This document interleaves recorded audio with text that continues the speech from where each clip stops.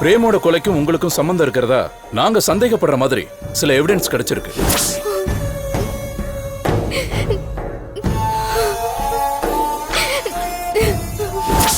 அண்ணா, நீங்க புறப்படுங்க. எதுவா இருந்தாலும் பாத்துக்கலாம், பயப்படாதீங்க. தமேந்தி, நீ வாய மூடு. என்னங்க, நீங்க போக கூடாதுங்க. நீங்க போக கூடாது. சொன்னா கேளுங்க. அவங்க அப்படிதாங்க கூப்பிடுவாங்க. நீங்க போகாதீங்க.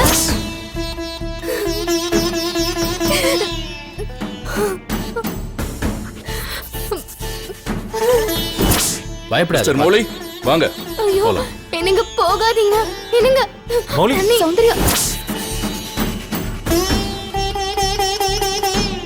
என்னங்க போகாதீங்க ப்ளீஸ். போங்க. வேண்டாம் சார், சொன்னா அட கேளுங்க. விடுமா, நேரமாகுது. வாங்க. என்னங்க சௌந்தர்யா, கான்ஸ்டபிள் கூட்டிட்டு வாங்க. சௌந்தர்யா இரு. வாங்க. சௌந்தர்யா, சௌந்தர்யா. இல்லங்க.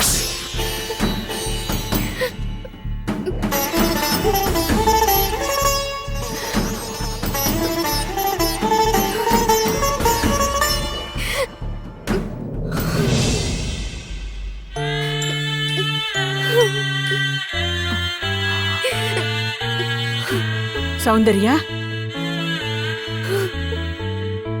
சௌந்தர்யா, கவலைப்படாதடி. மௌலிக்கு எதுவும் ஆகாது.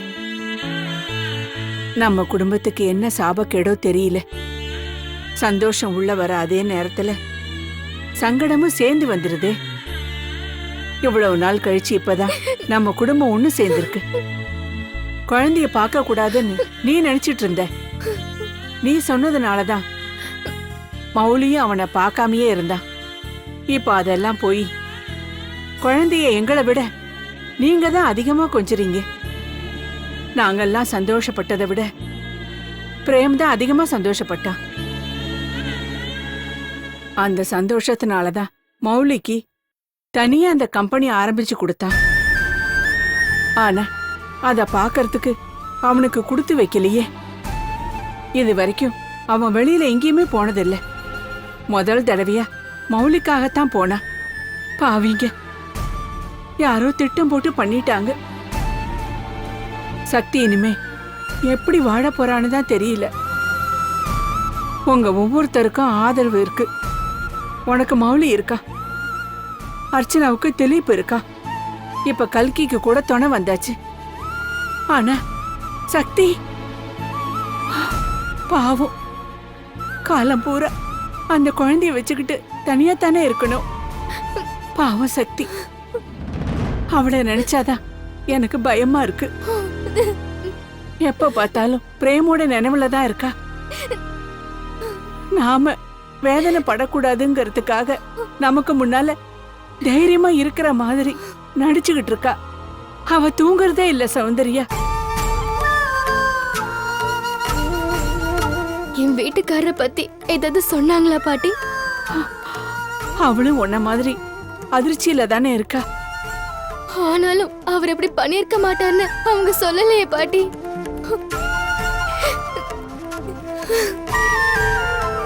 எதனாலும் போலீஸ் ஸ்டேஷனுக்கு போறவங்க இப்ப மட்டும் ஏன் போகல? அப்படின்னா எல்லாரும் நம்புற மாதிரி என் புருஷன் கொலை பண்ணிருப்பாருன்னு அண்ணியும் நம்புறாங்கல்ல பாட்டி? இல்ல சௌந்தர்யா, அவ அப்படி நம்புறவ இல்ல. இல்லன்னா அவரை விடுதலை பண்ணி கூட்டிட்டு வந்திருக்கலாம்ல பாட்டி? என் வீட்டுக்காரர் மேல எப்படி பாட்டி இப்படி ஒரு பழி வந்தது? அவரை போய் அநியாயமா அரெஸ்ட் பண்ணிட்டாங்களே.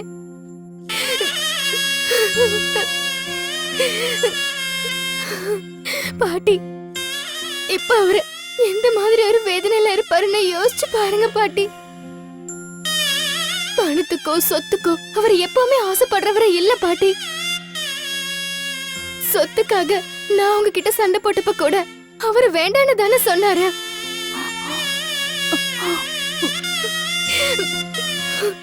அதே மாதிரி அந்த ப்ராஜெக்ட் விஷயத்துல கூட கல்கிக்காக ஆரம்பிச்சது அவருக்கே கொடுத்துடலான்னு சொன்னது கூட அவர் தானே பாட்டி. அவர் போய் அப்படி பண்ணுவாருன்னு யோசிக்க வேண்டாமா பாட்டி? இப்ப இருக்கிற சூழ்நிலையில என் வீட்டுக்காரரை காப்பாத்த அண்ணியால மட்டும்தான் முடியும் பாட்டி. அவங்களும் மௌனமா இருக்கிறத பார்த்தா எனக்கு ரொம்ப பயமா இருக்கு பாட்டி. பயப்படாதடி, நான் சக்தி கிட்ட பேசுறேன். அண்ணி,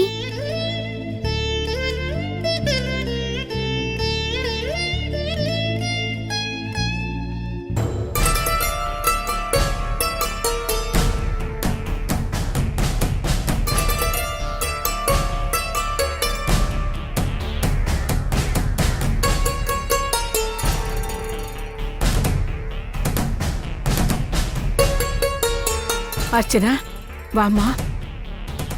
அர்ச்சனா, என்னடி இது திடீர்னு இப்படி வந்திருக்க? அண்ணனை எதுக்காக அண்ணி போலீஸ் கூட்டிட்டு போனாங்க?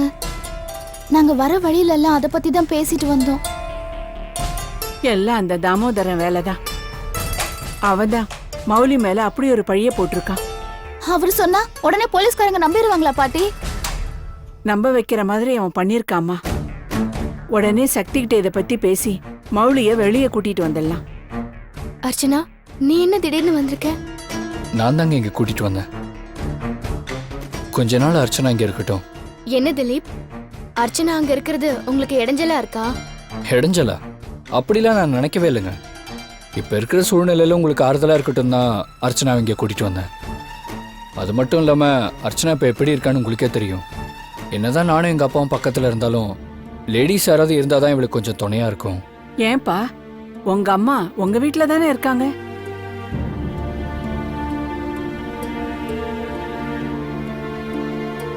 ஆபத்தே அவங்களால தானே பாட்டி.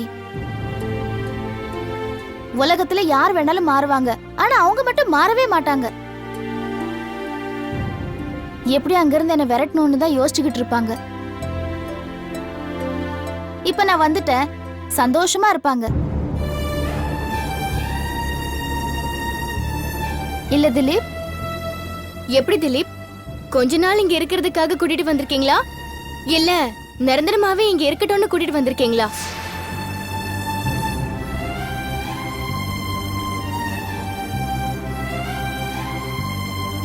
இந்த விஷயத்துல உங்க அம்மா மட்டுமே குறை சொல்றதுல எந்த பிரயோஜனமும் இல்ல. நீங்களும் அப்படித்தானே நடந்துக்கிறீங்க. வயித்துல ஒரு குழந்தைய சுமந்துட்டு இருக்கிற பொண்ணு மேல டைவர்ஸ் கேஸ் போட்டிருக்கீங்களே, இது நியாயமா? சந்தோஷங்கிறது ஏதாவது ஒரு பக்கம் இருந்தா தானே கொஞ்சமாவது ஆறுதல் கிடைக்கும். ஆனா இங்க எந்த பக்கமும் சந்தோஷமே இல்லையே திலீப். எங்க குடும்பத்துல நடக்கிற எல்லா சம்பவங்களையும் நீங்களும் பார்த்துட்டு தானே இருக்கீங்க திலீப். எல்லாருமே ஏதோ ஒரு வகையில வேதனை அனுபவிச்சுட்டு தானே இருக்கோம். அது குறைக்கலனாலும் பரவாயில்ல, ஆனா அது அதிகப்படுத்தாமலாவது இருக்கலாம்ல. அண்ணி, இப்ப அத பத்தி எல்லாம் பேசுறதுனால எந்த பிரயோஜனமும் இல்ல. இதுதான் என் விதி. இனிமே என் வாழ்க்கையில என்ன நடந்தாலும் நான் அதை பத்தி பெருசா எடுத்துக்க போறது இல்ல. திலீப்பை யாரும் எதுவும் சொல்லாதீங்க.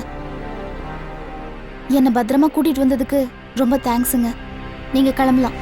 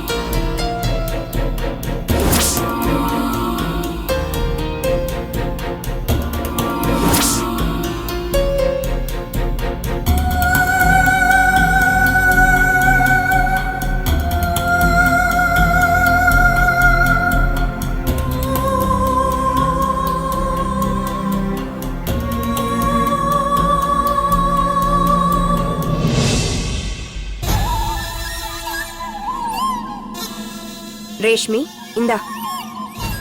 என்ன விஷமா? ரேஷ்மி என்ன இப்படி பேசுற? உன்கிட்ட அப்படிதானே பேசணும். ஒவ்வொருத்தரும் ஒவ்வொரு விஷயத்துல ஸ்பெஷலிஸ்ட் மாதிரி நீயும் அப்படிதானே பாய்சன் ஸ்பெஷலிஸ்ட். ரேஷ்மி மங்களம், ஏதோ ஜெயிலுங்கிற 4 செவத்துக்குள்ள இருந்ததுனால எனக்கு எதுவுமே தெரியாதுன்னு நினைக்காத. உன்னை பத்தி எல்லாமே தெரியும், எல்லாத்த பத்தியும் தெரியும். என் கண்ணு மட்டும்தான் ஜெயிலுக்குள்ள இருந்ததே தவிர என் மனசு பூரா இங்க இருக்கிறவங்களை சுத்தி தான் இருந்தது. பிரேமா அம்மாவை பத்தி நினைக்கும் போது சக்தி ஞாபகம் வந்தது. சக்தியை பத்தி நினைக்கும் போது அர்ச்சனா ஞாபகம் வந்தது. அர்ச்சனாவை பத்தி நினைக்கும் போது தமயந்தி ஞாபகம் வந்தது. தமயந்தி பத்தி நினைக்கும் போது ஓ ஞாபகம் வந்தது. ஞாபகத்துல வச்சுக்கிறதெல்லாம் நல்ல விஷயம்தான். அதே நேரத்துல பழைய ஞாபகங்கள்ல இருந்துதான் புது விஷயங்களையும் நாம யோசிக்கணும். இனிமே என்ன பண்ணணும் என்ன பண்ண கூடாதுங்கிறத நல்லா தெரிஞ்சு வச்சுக்கணும். எங்க எல்லாரையும் ஞாபகத்துல வச்சுக்கிற நீ உன்னை பத்தியும் நினைச்சு பார்க்கணும் ரேஷ்மி. நீ ஆகட்டும் தமயந்தி ஆகட்டும் 2 பேருமே அவசர புத்திக்காரங்க. சொந்தமாவும் யோசிக்க தெரியாது, மத்தவங்க சொன்னதையும் செய்ய தெரியாது. உங்க அப்பா சொன்ன மாதிரி கேட்டிருந்தா உனக்கும் கஷ்டம் வந்திருக்காது. அதே மாதிரி ஏன் சொல்படி கேட்டிருந்தா இப்ப தமயந்தியும் கஷ்டப்பட்டுட்டு இருக்க மாட்டா.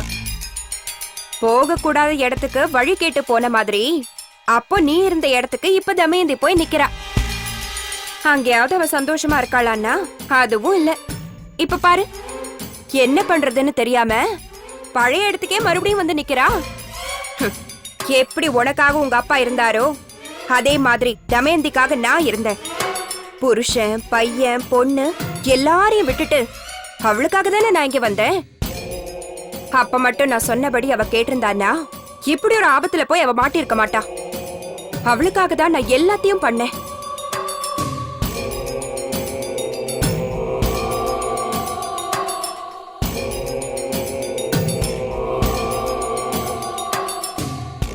அர்ச்சனாவுக்கு விஷம் வச்சியே, அதுவுமா? நல்ல வேலை, நீ வச்ச விஷத்தினால அர்ச்சனாவுக்கு எதுவும் ஆகல. அப்படி ஏதாவது ஆயிருந்தா இப்படி இல்லாம நீ யோசிச்சிருப்ப. இத பார் ரேஷ்மி, நான் எனக்கு கெடுதல் பண்றவங்கள தான் அழிக்க நினைப்பேனே தவிர ஆதரவு தரவங்கள இல்ல. எனக்கு ஆதரவு கொடுத்து அடைக்கலம் கொடுத்தவ தமயந்தி. அவளோட நிம்மதியை கெடுத்தவங்கள தான் நான் அழிக்க பார்த்தேன். என்ன நம்பினவங்களுக்கு கால் செருப்பா இருப்பேனே தவிர நம்பாதவங்களுக்கு நான் எப்பவுமே எதிரிதான். அப்ப என்ன எப்படி பாக்குறீங்க? என்ன பொறுத்த வரைக்கும் மனுஷங்க மேல வைக்கிற நம்பிக்கைங்கிறது முட்டாள்தனம். ஆமா மங்களம், நான் நம்பினவங்க எல்லாருமே என்ன ஏமாத்தினாங்க. முதல்ல இங்க பிரேமாமால ஆரம்பிச்சு கடைசியில இங்க அப்பா வரைக்குமே எல்லாரும் ஒரே மாதிரி தான். உருவங்கள் தான் வேற வேறையே தவிர குணங்கள் எல்லாம் ஒண்ணுதான். அது எப்படிமா? நியாயமில்லாத ஆசையை நிறைவேற்றலைங்கிறது ஏமாத்துறதாகும். அப்படியும் உன் ஆசையை நிறைவேற்றுறதுக்காக நான் எவ்வளவோ போராடினேன். உன்னை எப்படியாவது அந்த வீட்டை போய் உட்கார வைக்கலான்னு துடிச்சேன். முடியலையே. சதுரங்க கட்டத்துல சிப்பாயில ஆரம்பிச்சு ராஜா வரைக்கும் ஒருத்தரையா வெட்டிட்டு போய் கடைசியில ராஜாவுக்கு செக்க வைக்கலாம்னு நினைச்சேன். ஆனா துரதிருஷ்டம், முதல் அட்டம்ப்ட்லயே ராஜாவை விட்ட வேண்டியதா போச்சு. அரசன் நமக்கு பயன்பட மாட்டான். ஆனா அவன் ஆண்ட இந்த அரண்மனை நமக்கு தேவையாச்சே. அதுக்காக தானே இப்படி போராடிட்டு இருக்கோம். ரேஷ்மி, இப்படித்தான் வாழணுங்கிறது ஒரு வகை, எப்படி வேணா வாழலாம்ங்கிறது இன்னொரு வகை. இதுல முதல் இனத்தை சேர்ந்தவன்னா நீ, 2வது இனத்தை சேர்ந்தவன். உன்னை எப்படியாவது என் வழிக்கு கொண்டு வரணுங்கிறதுக்காக நான் எவ்வளவோ பாடுபட்டேன். ஆனா நீ வரல. அதுக்காக உன்னை அப்படியே விட்டுற முடியுமா?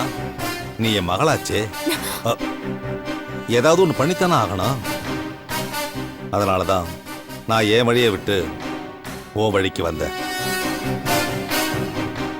போலீஸ் ஸ்டேஷன், கோர்ட், ஜெயில், இது எல்லாமே ஓ வழிக்கு வந்து நான் பார்த்த டூரிஸ்ட் பிளேசஸ். என்னை பொறுத்த வரைக்கும் இதுக்கு மேலேயும் ஒன்றும் இல்லை, கீழேயும் ஒன்றும் இல்லை.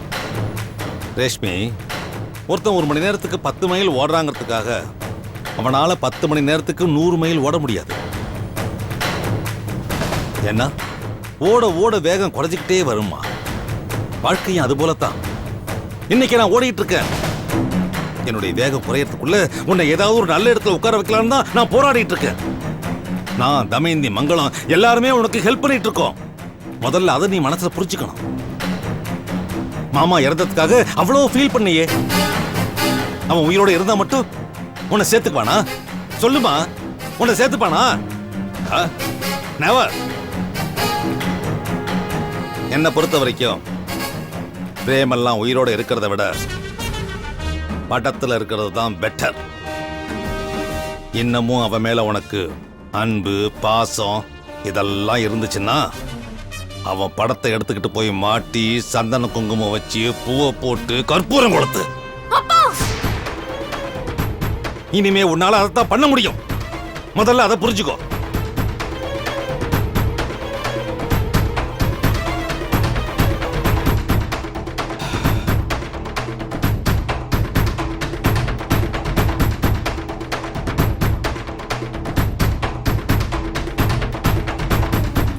ரேஷ்மி, இந்த காஃபியை நான் சூடா எடுத்துட்டு வந்தேன். இப்ப ஆறி போச்சு. ஆறி போன காஃபிய நாம குடிக்க முடியாது. அதே மாதிரிதான் பழைய வாழ்க்கைய நினைச்சு நீயே உன்னை வருத்திக்காத. புதிய வாழ்க்கைக்கு தயாராகு.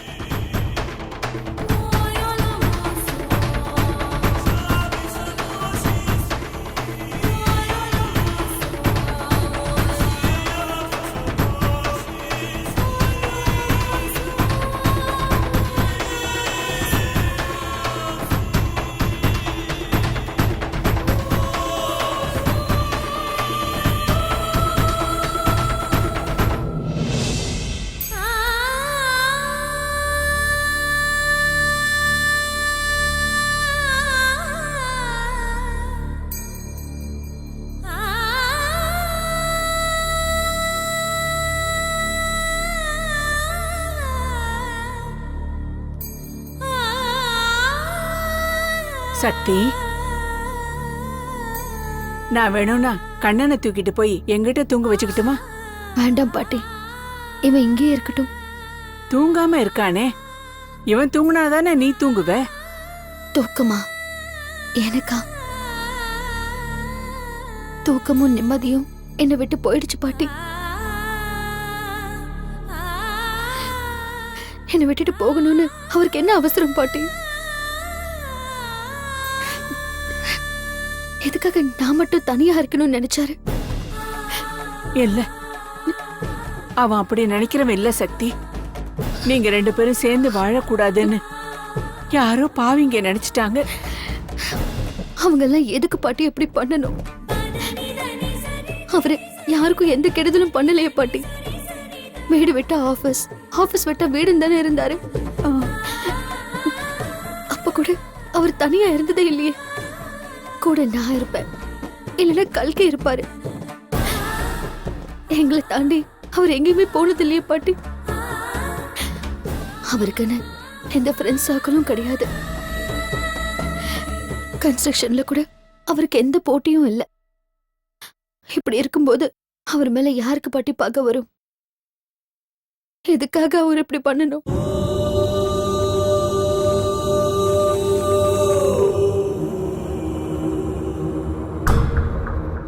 சக்தி, நான் ஒண்ணு கேக்கட்டா?